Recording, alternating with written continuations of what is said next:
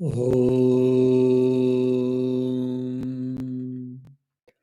Asato Ma Sadgamaya Tamaso Ma Jyotirgamaya Mrityorma Mrutangamaya Om Shanti Shanti Shanti. O Lord, please lead us from unreality to the reality, from ignorance to the knowledge, and from death to immortality. Om. Peace, peace, peace. Dear devotees, wish you all happy and prosperous Deepavali, Dhanteras, or wish you all happy Lakshmi Puja or Kali Puja. The interesting part of this Deepavali is if you see today across the globe, in every country, the Deepavali has attracted the people. And if you see the Singapore, for an example, or USA and all, every place people are celebrating it. And almost, I think in USA, it is declared a government holiday on the Deepavali. And in the Singapore also, it is considered as a national event. So the across different countries, the celebrating Deepavali has gone very important there. So what is this Deepavali and what is the significance? What is the importance behind this Deepavali? Let us try to understand today. Deepa means light. Avali means series. So Deepavali means it is nothing but the series of lights. So it is the festival of lights. The light, what it represents? It represents the knowledge, which removes the darkness, which removes the ignorance. So this light represents the knowledge. The light represents the divinity which is inside, which is our inherent nature, which is our real nature. Well, the question may come for all of us, why do we need festivals at all? If you ask, why do we need festivals? Because to break the monotonous. If you see, we human beings, we don't like the monotonous actually.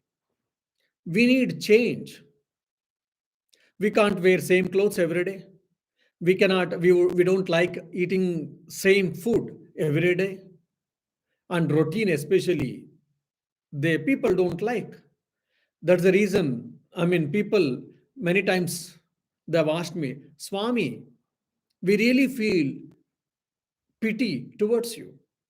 Why? Because you don't have a choice wearing your clothes, the type of clothes. You have to wear the same color clothes for your whole life, entire life. And you have got a routine. Same morning, getting up, finishing ablution, sitting for prayer or meditation, studies. So you have got a strict set of routine. More or less same type of food, more or less you eat. Which is, I think, it is highly monotonous. Don't you feel bored? Don't you feel anywhere dejected? When this question was asked few people, I said no. I am enjoying it. So if you see the whole humankind, they want change. They want fun. They want celebrations. That is the reason Kalidasa, he goes to the extent saying, Utsava Priyaha Kalu Manushyaha. Kalidasa was one of the famous poet, the notable poet in India. He says that basically humans, they like celebrations. Human like festivals. Humans like lot of joy. Then our sages or our philosophers, our forefathers, they knew that. Okay, human being needs to enjoy the life. Maybe having a food, having a cloth, having a shelter or a different type of clothes, different type of food, all these things. Now, in this present day, anywhere, because of the availability, we can go anytime, we can have a fun. We have got a lot of recreational places, places for recreation, and we have got places where we can go and eat, where we can purchase clothes and wear all these things. But in the olden days, these things were not that common because for so many reasons. And the festivals were the occasions where they used to have a lot of sweets, lot of special dishes, and buying new clothes, having fun. All these things in the name of celebration, in the name of festivals, these things were done just to enjoy. But there, it was not mere sense gratification was the aim. Okay, you want to enjoy it, but in a cultured way. So now you want to have different types of food delicacies. Okay, you cook it, you offer the food to the God. So offer the food for the God and take it as an offering, as a prasad. And while taking, you only don't take, you try to share that food with the community, with your neighbors, with the relatives, and you eat. So that's how the whatever the food you want, you had a desire to eat food, you want to eat a desire to eat sweets, you want to eat desire cake or whatever, cook it, offer to the God, share with the neighbors, share with the community people, and eat. So your desire is also taken, but it is a divinizing, spiritualizing, or uplifting your desires, purifying, cultivating, or culturing one's thinking, one's desires, one's lifestyle. This is one of the important role of these festivals. And as already said, human being, we don't like monotonous life. We don't like same mechanical life. We need change. Even the society, I mean, the nature also brings lot of change. Now slowly, winter is approaching here.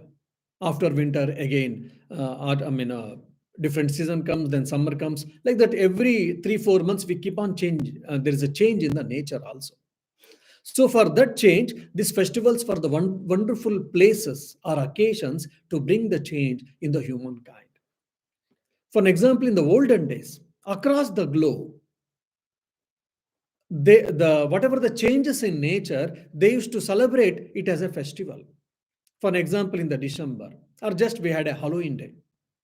So Halloween is what? Just finishing the autumn and just starting the winter. So because the winter is starting, that time they used to do Halloween. And not only that, in the Halloween time, in the olden days, of course, now they use pumpkin, and olden times they used to use turnip. So they used to remove the inside portion of the turnip and they used to light the lamps. Lighting the lamp, why? Because just to get away the spirits, deadly spirits, or the ghosts or the evil spirits. And if you see same thing in India also, why do we light lamps?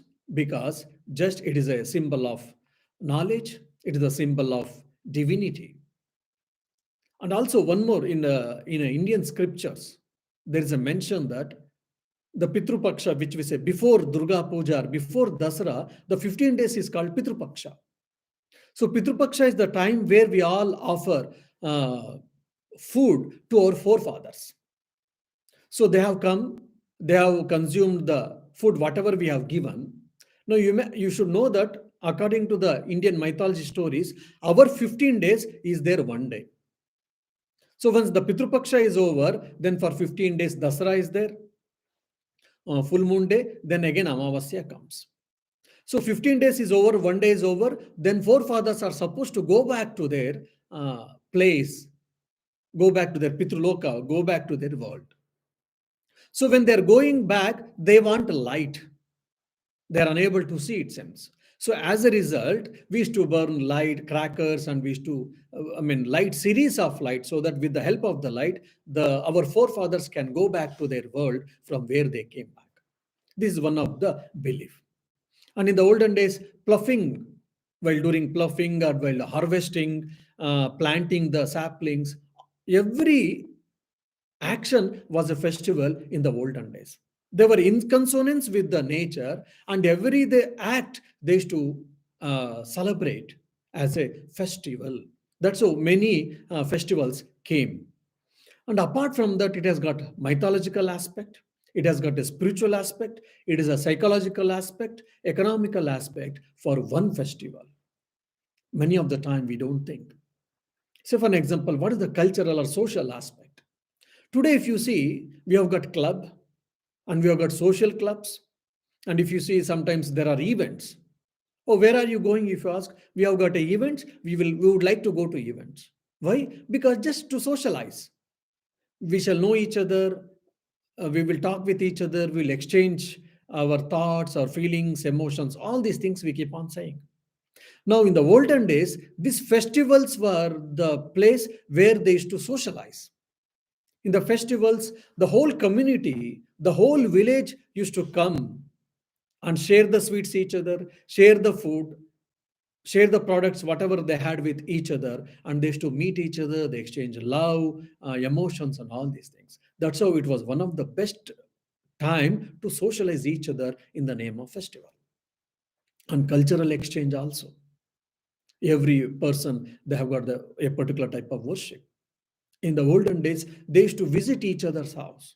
So when they go, they have got a particular way of worship, particular way of dressing the deity, or particular way of dressing or decorating the house.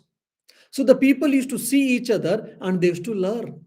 So socialization and cultural exchange also used to happen from this through the festivals. And when the socialization happens, what happens in the olden days, because telephone or internet, nothing was there. So they used to know each other when other people were in problem or stress or whatever. The other part of the community used to know, since they know each other, they used to help. So exchange of feelings, exchange of emotions, helping each other, all used to happen through these festivals. And apart from this, there is a lot of spiritual and philosophical significance for every festival across the globe in every religion. And as I already said, Deepavali means it is the series of lights. Now, this Deepavali actually, if you see, it goes to 4 or 5 days of celebration. Today it is called Naraka Chaturdashi. Yesterday is the birthday of Dhanvantri actually. Dhanvantri is the presiding deity for the health. So whoever wishes to have a good health, they should worship Dhanvantri. So even there is a Dhanvantri Homas, Dhanvantri Pujas, all these things. So by worshipping Dhanvantri, people used to seek the health, physical health and mental health in a good way. This is which is a part of Deepavali. Yesterday we had a Dhanvantri Jayanti. And today is a Naraka Chaturdashi for an example. Naraka Chaturdashi. Why? Because today the Lord Krishna killed or slain Narakasura. That's why we celebrate. Then the question may come, Krishna killed Narakasura thousands of years before, but why should we celebrate today as a part of Deepavali or Naraka Chaturdashi? Now, this is the mythological angle that Krishna killed Narakasura on this day. But what is the philosophical and spiritual significance here? Narakasura, he was very capable king, he was actually, who was demonical in nature. He was very capable king. He had a huge army and he was very intelligent. He was very wise.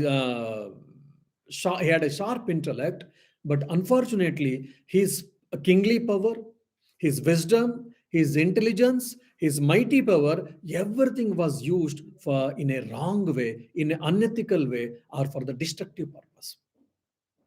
He had kidnapped 16,000 princes and he had put under the prison. 16,000 princes. The ladies were put under the prison. Now, when Krishna killed Narakasura, when Krishna slain Narakasura, then 16,000 princes were made free, the 16,000 princes were let free. Today, what we speak, woman empowerment, woman dignity has to be restored. And today, it is one of the day where the woman's dignity was restored. And all the 16,000 people, they were unable to go back to their houses. All the 16,000 people's accommodation or the nice facility was arranged by Krishna in his own kingdom, where 16,000 princes, young girls, were able to live in the Dwarka in the olden days. And apart from that, it has got a philosophical and spiritual significance also. Naraka means hell. Narakasura is a demon who was known for his ostentation, who was known for his unnecessary pride, who was known for his unethical means and all, so many things, which we have got a six type of Arishad Vargas, we say. Lust, anger, pride, arrogance, jealousy, ostentation, and whatnot. And all these qualities is also there in us in a different fraction or in a different way. So because of these demonical qualities, because of this Arishad Vargas, we are also suffering. And if it increases more in our life, what happens? These things will take us to the Naraka, which that is to the hell. Just like Narakasura was very mighty king. He had a kingly qualities and he had a lot of power, lot of intelligence, everything, but it was used the wrong way. So similarly, how much ever we are intelligent, how much ever we are lucky, how much ever we are powerful, how much ever power we might have had, but if we don't use them in a right way, then finally, because of that, our family will suffer, our society will suffer, people will suffer, and more than that, after my death, I will go to hell. So Narakasura means it is not only a person, that asuric qualities, demonic qualities which were there in the Narakasura, that is also there in us in a different fractions. If you don't check them, you will also, I and you will also will go to the hell one day. So that's why we have to be careful. We have to see that the demonic qualities should reduce in our life, tamasic qualities especially. And if we are not able to reduce these tamasic qualities, then what to do? Take the refuge at the feet of the Lord. Oh Lord, I am helpless. Oh Lord, I've got these type of bad qualities. How much ever is possible, I am not able to get rid of it. Kindly help me. If you sincerely pray for the God, Supreme Spirit, and if you take the refuge at the feet of the Lord, definitely we can get rid of all these demonical qualities. Why? Because Lord Krishna himself has assured that Daivi Hesha Gunamayi Mamamaya Duratyaya Mameva Ye Prapadyante Maya Metam Tarantate. This magical power, which is called Maya, which is Daivi, divine in nature, no doubt. Daivi Esha Gunamayi Mamamaya Duratyaya. It is very difficult to cross over. It is very difficult to cross over. Then Mameva Ye Prapadyante. I can alone help you to cross over, to get rid of this. Then Maya Metam Tarantite. If you take refuge at me, definitely I will help you to cross over this Maya. So all type of whatever the weaknesses we have got, if we cannot get rid of it, if you take refuge at the feet of the Lord, then definitely Lord or God or goddesses will help us to get rid of this or to go beyond this.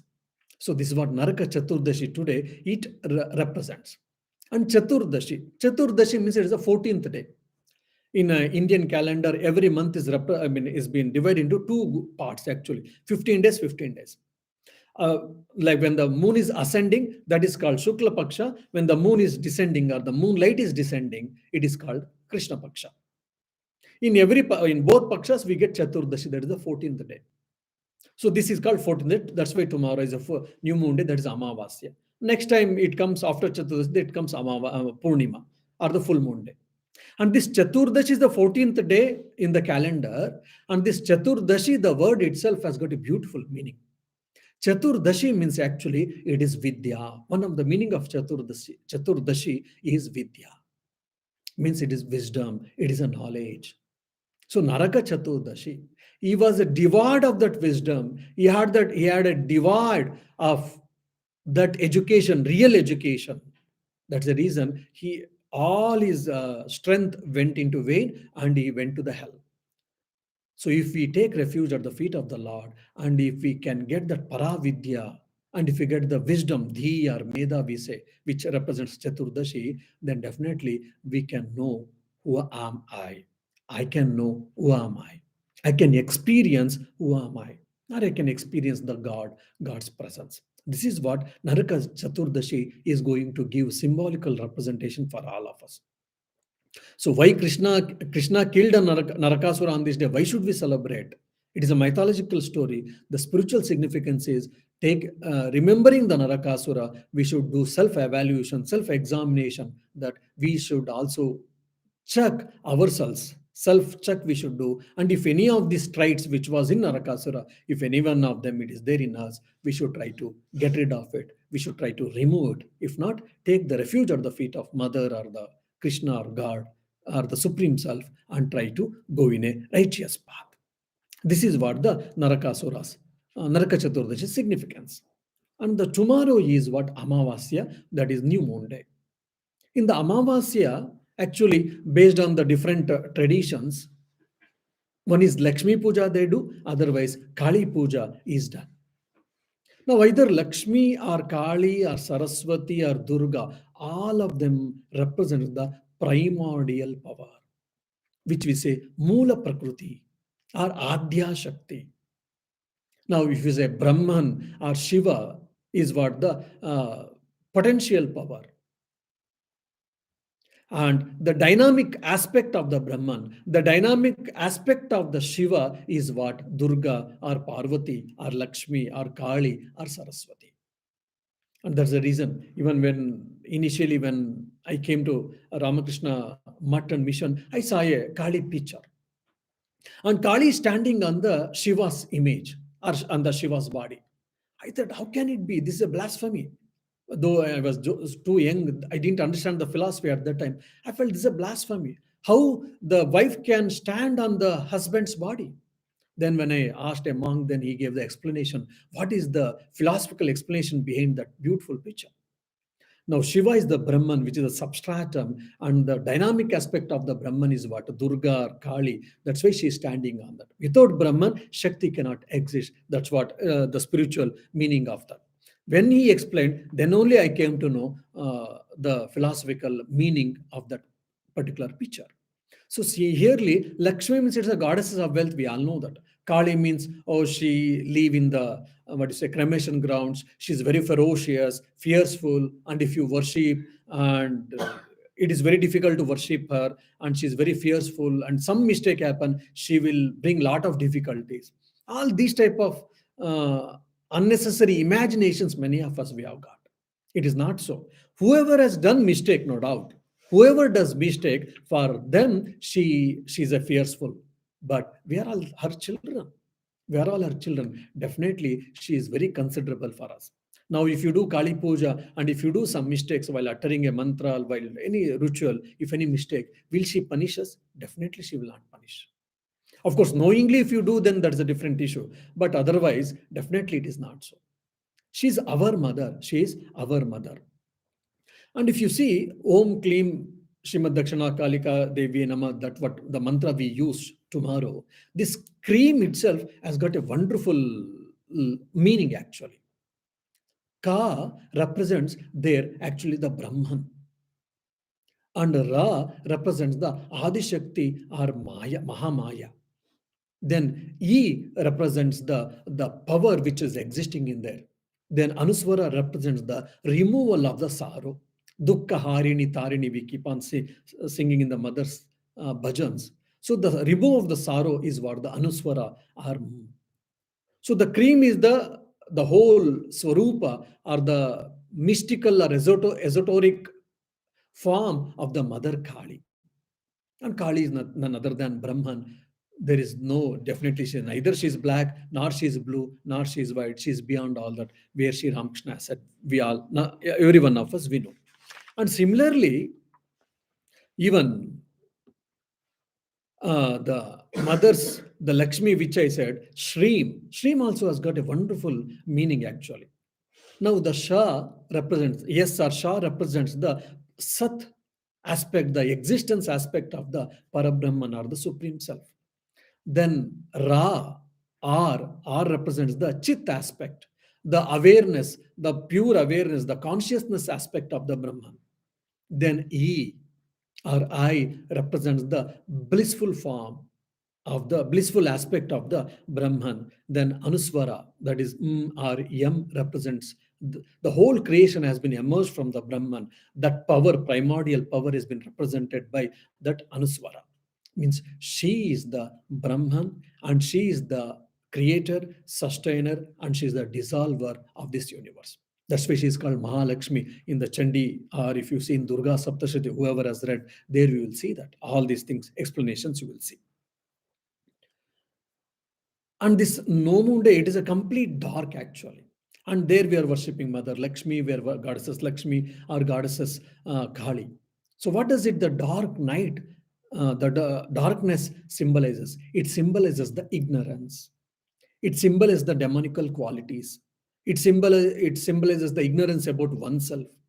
Then when you take the help of Mother Goddesses, when you worship her, then she's a Mahamaya. As a result, what happens? Then this darkness is removed. The ignorance is destroyed. That's why once I think Sri Ramakrishna, he appears to Vignan Maharaj, that is Swami Vignananji, apostle of Sri Ramakrishna. And he says, what is this? You are giving only my name. If anyone is remembering our name, we'll be very happy. We will feel very grateful and we will be probably thankful to him. And we will try to do some good things, favorable things for him because he's always remembering me. But in Sri Ramakrishna's case, it was different. Sri Ramakrishna appears to Swami Vignananji and he says that, what is this? You are giving only my name to your disciples. Vignananji was puzzled or astonished to hear this. Then he asked, Master, what should I do then? He said, along giving with my name, you give mother's name also. Without taking mother's name, people cannot get liberation. Sri Ramakrishna himself says the efficacy of the mother, universal mother, holy mother Sharda Devi's power through his disciple. So without the Mahamaya's grace, without the Divine Mother's grace, without that, we cannot have the experience of the Brahman. We cannot have the self-realization. This has been told by different scriptures. Even on the lighter side, in the Ramayana, while telling Bhagavatakaras, they tell that. When Rama, Lakshmana, and Sita, all three were in exile to the forest, Rama was going in front. In between, there was Sita, and behind was Lakshmana. When three were walking, like many times Lakshmana was unable to see Rama. Why? Because in between, Sita is going on. Sita was there in between. So Rama is considered as Parabrahman, and the Sita is considered as their Mahamaya, and the Lakshmana is considered as Jivatma. So the Jivatma is trying to conceive, trying to experience, trying to see the Parabrahma, the Supreme Self. But most of the time it is not. Why? Because in between Mahamaya is coming in between. Then until otherwise Sita Devi comes, she goes side, until otherwise Lakshmana is unable to see the Rama. This is what in the Ramayana explanation we see, the narration. So here the philosophical meaning, the interpreters, they give that. So without the grace of Mahamaya, without the either Lakshmi or Saraswati or Kali or Durga, Sharada, whatever you name you call, without her grace, without Mahamaya's grace, then you cannot experience you cannot have the realization of the Brahman or of the Supreme Self.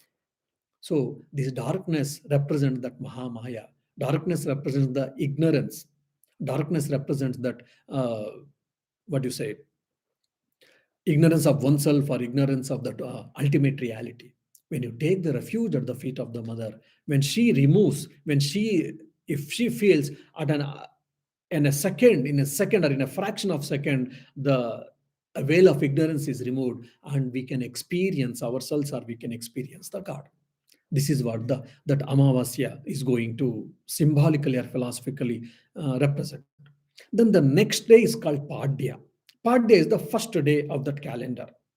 Of course, Padya comes after the new moon day or full moon day. The next day after the full moon day or new moon day is what Padya, or it is called Pratama also, the first day. So this is called, this Padya, of course, Padya comes twice in every month, but this Padya is very special because it is called Bali Padya. There was a demon king named Bali. He was the grandson or great grandson of Bhakta Prahalada. We all know, most of us, we know the story of the Prahalada. This Bala Chakravarti was also very good person, was very pious, and he did Ashwamedha Yaga in those days, and he had become the emperor, and he had got lot of wealth and a big army. But somewhere the whole humanity feared from the Bali Chakravarti, from the Bali Emperor Bali, that because of his family history and because of his demonical qualities, at some point of time he can be a threat to the society. He can be a threat to the good people. He can be a threat to the celestial beings also. That's what we see in Narakasura also. Narakasura, not only he, what you say, he presents 16,000 princes, lot of good people, saints and rishis were killed, were massacred by the Narakasura. So many devata, celestial beings also were worried about this Bali also. So they all approached Vishnu, Lord Narayana, and said that now is going to do a big sacrifice with his help of his Guru Shukracharya. What will happen to the world? If he becomes so mighty emperor, already is emperor, if he becomes a mighty emperor, then the whole society may have to face the problems. Why don't you check it? Why don't you stop it? Then Narayana or Lord Narayana thought, what can I do? Then he comes in a brahmachari role. Brahmachari is what in the olden days, just like a monks, the brahmacharis also used to go house to house, and whatever they beg and whatever the food is they get, they used to eat. That's what. So he comes in that brahmachari costume actually. So in the olden days, if anyone monk or a brahmachari comes as the grostha, as a married person, whatever is possible, he is supposed to give. That was the rule. And when Narayana came in that brahmachari attire, then Bali was performing some sacrifice with the help of Guru Shakracharya. Then Bali, the Vamana comes as a student. He comes and he says, "Bhavati Bhikshan Dehi Narayano Hari or Bhavati Bhikshan Dehi." Then Bali gets up from his sacrifice altar and he comes. And this brahmachari was very unusual. When there's a lot of divine fervor in his face, divine aura on his face. By seeing it, he started thinking, such a great person, such a beautiful person I have never seen. And it so happened, Bali's wife, she saw this student. Immediately she thought, if I can get a son like him, how I will be so happy. I will be blessed. I feel blessed. Then Vamana, immediately he said that, okay, mother, at some point of time, I will be born. I will be your son for some point of time at some part of your life or of my life. Then Bali asked, oh dear brahmachari, what do you want? Then the Vamana asked, but you first and foremost, before giving, that you should promise me whatever I ask, you should give me. You should promise. Bali says, yes, whatever is in my kingdom, whatever is available, I am ready to give. You can ask whatever. Then Vamana asks, are you sure? Bali says, yes. By the time Shukracharya understood by his power, spiritual power, the Lord Narayana has come in the student form, Vamana, and where he is going to slay the Bali. Then Shukracharya says to his king, his own, of course, disciple also, Bali, oh, my dear Lord Narayana has come in this disguised form, so please don't give the word. If you give the word, then you cannot perform this sacrifice, you cannot complete sacrifice, then you cannot be the mightiest emperor, and your desires cannot be fulfilled. But Bali said, no. If Lord Narayana has come in the student form, I will feel more blessed. Why? Because the Lord Narayana himself has come in the form of a student and he is asking something. He is begging with me and I am in a position of giver. Then definitely I will feel blessed. And as you know, my dear Guru, I have taken the vow. Whoever has come and whatever they ask, how much ever, if possible, I would like to give. I have taken a vow. And also, as you have taught, I, as a householder, if any brahmachari or a monk, any student or monk, if they come and ask, if it is in my limits, I should give. That is my dharma. That is my duty. Then how can I say, no, I will give? By giving this, I may get into trouble, but I will not get away from my duty. I will not get away from my swadharma. See, that's why this dharma sukshma is very, very important. Dharma Sukshma is so important. When you read Ramayana, Mahabharata, or Bhagavata, we will understand all these things. In the olden days, if you see, especially here, people never used to bother to lose kingdom, to lose their life even just to follow their duty, to uphold the dharma actually. So same thing we can see in Bali also. He had some demonic qualities, no doubt. He also from demonic clan, but he also had a lot of good qualities.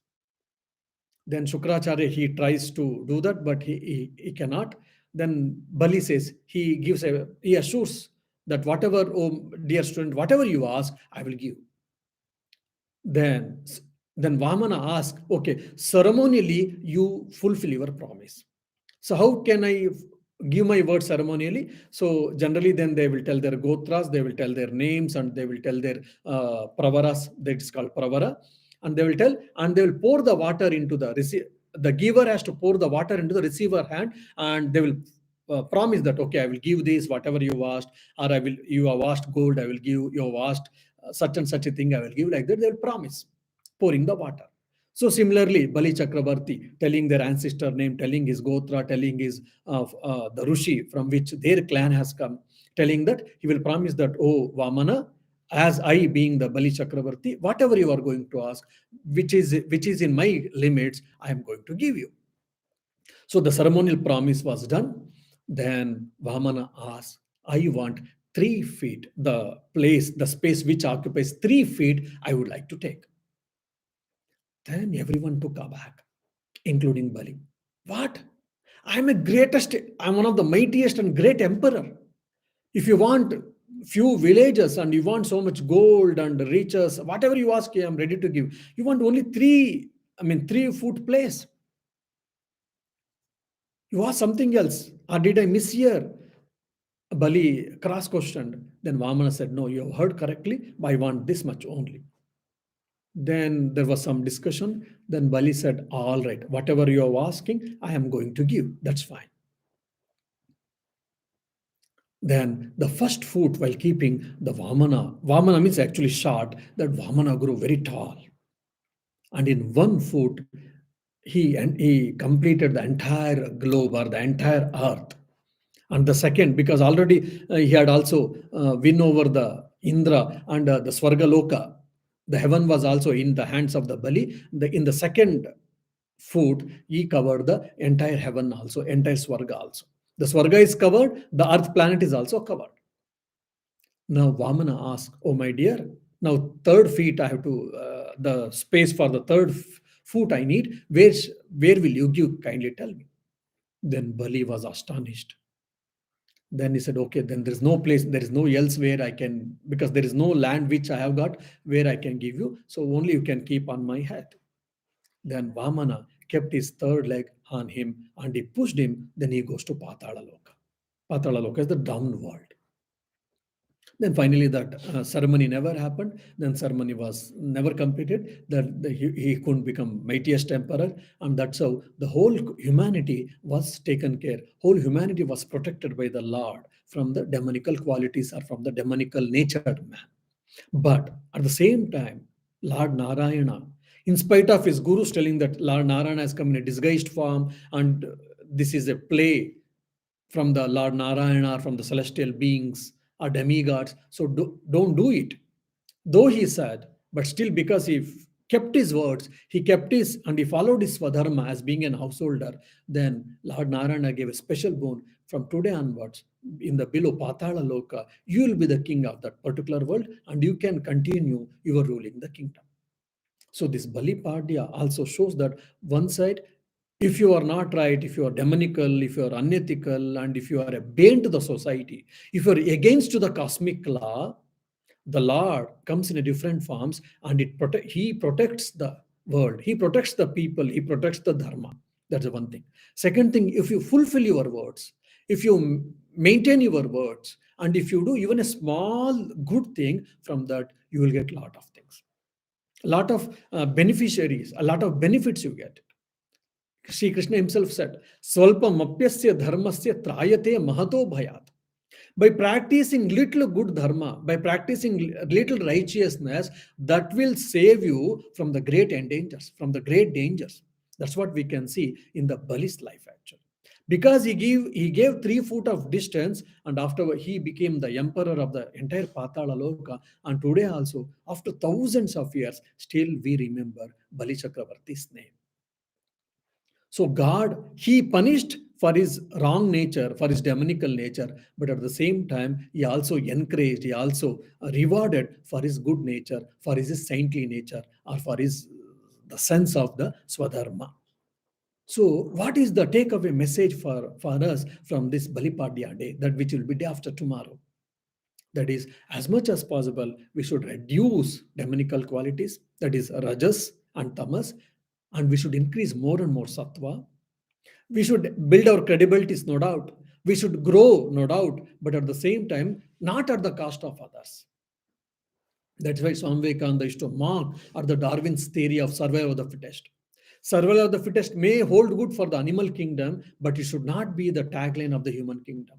He used to say, live and let live should be the tagline of the human kingdom. Let me live happily, no doubt. Let me work hard, let me become rich, let me get so many things, no doubt, but not at the expense of others, not at the cost of others. That's what one of the important message we can learn from the Bali Padya's day. And the more and more you become good, the more and more you become righteous person, the more and more you become sattvic person. That means what? You are manifesting the divinity more and more. You'll be nearer to the God. You'll be nearer to your own self, and you'll be nearer to the Supreme Self also. Well, there may be difficulties. Well, there may be some problems. Well, there may be so many challenges. And so many times you may have to undergo a lot of sufferings also. But finally, at the frag end of your life, at the frag end of the day, you will be rewarded for all these things. If not today, tomorrow. If not tomorrow, day after. If not, after a few days or few months or few years. Definitely, every one of us, for our righteousness, for our good things, we are rewarded. But only a word of caution, which I would like to give always consciously, that when we say that we should be righteous, that doesn't mean that we should be fools also. Righteousness and foolish doesn't go together. So this is one important thing which most of us we have to understand. That's why Sri Ramakrishna used to say, we should become devotees, but we should never become fools. So if you are righteousness, that doesn't mean that you should be foolish also. No. And actually the fifth day is called, the fifth day is the Yama and Yamuna. They are actually brother and sisters. Yama is the lord of death, Yamuna is the Yamuna Nadi, that she is one of the demigod celestial being. So that day, actually Yama and Yamuna, they quarrel for something. They had a very hard exchange of words, and Yama said that from today onwards I will never see you and I will never come to your house. Yama said it seems. But after some time, or after a few months, when this particular day came, then Yama is now bound to go to his sister's house, because as a part of ritual. Then, keeping all his ego, keeping all the quarrels and exchange of hot words, everything, keeping his emotions, negative, keeping aside, with presents, he went to his sister's house, Yamuna's house. And Yamuna she was also of course, she also had her ego, no doubt, whether my brother will come or not. If my brother come, what should I do? How should I taunt him? How should I mock him? She was also thinking. One side. The other side, he is after all my brother. And today is the day where he will bring lot of presents for me. It is not the value of the presents, the worth of how much the cost of the presents, it doesn't mean there. It is the love, the brotherly affection. So her mind was also seeking for that brotherly affection. So knowingly or unknowingly, consciously or unconsciously, she was also preparing so many delicacies, so that my brother will come. He likes this, he likes that, and she was also preparing. And when the brother Yama went to the sister's house, both of them were very happy to each other. They hugged each other. They forgot. They kept their egos aside. They kept all their quarreling aside. They exchanged a good memories, olden memories, childhood memories, and the brother gave a lot of presents for the sister, and sister fed the brother with a lot of delicacies. Both of them had a good time, and they asked sorry for each other, and afterwards Yama came back to his home, and afterwards whatever the quarrels were there, everything was forgotten, and again their relationship was restored. Means brother and sisters at any time they might have quarrel, but this is the day they should go, they should visit each other's house, and they should love each other, they should respect each other, and they should share and care. So the sharing and caring is one of the important aspect significance of the fifth day, which is the part of Deepavali actually. So now, if you see, every festival has got a cultural, social, economical, philosophical, mythological angles or aspects for the festival. When we think, when we know all these things, and when we celebrate any festival, then definitely we'll feel happy, we feel blessed, and we'll feel very nice actually. So, festival means it is not only just merrymaking or just having a food or not. It has got a lot of significance. And also, if you see, today we speak of purchase power, economic empowerment, we say, and purchase power, we see, we speak, and all these things. In the olden days, if you see, the festival was one of the best example for the purchase power. For example, in the Deepavali. In the Deepavali, we used to purchase earlier the mud lamps. So the potter who used to make pots and all used to make small lamps also. So he used to wait for Deepavali. Why? And because for Deepavali, hundreds of lamps used to sell so that his family is taken care. Though similarly, a lot of vegetables, sugar cane, and fruits, flowers, and the people who used to grow fruits, who used to grow flowers, who used to grow vegetables, all these things, because of the festivals, generally people used to purchase more so that the farmers used to get benefit from this celebrations or these festivals. Today what we speak of, that's what I said, purchase power or economic empowerment. Even the festivals also has got economic empowerment aspect also. So our forefathers, they were not just simply didn't devise or bring these festivals or introduce the festivals. They thought a lot. It has got psychological also, and spiritual and economical, philosophical and social aspects. So let us know more and more about every festival, and so that will be able to celebrate this festival in a befitting manner. May Sri Ramakrishna, Holy Mother, Sharda Devi, Swamiji, and Lakshmi and Kali bless all of us, so that we shall try to experience ourselves. We shall have the light our inside and outside in our life. Om Shanti Shanti Shanti. Hari Om Tat Sat. Shri Ramakrishna Arpanamastu.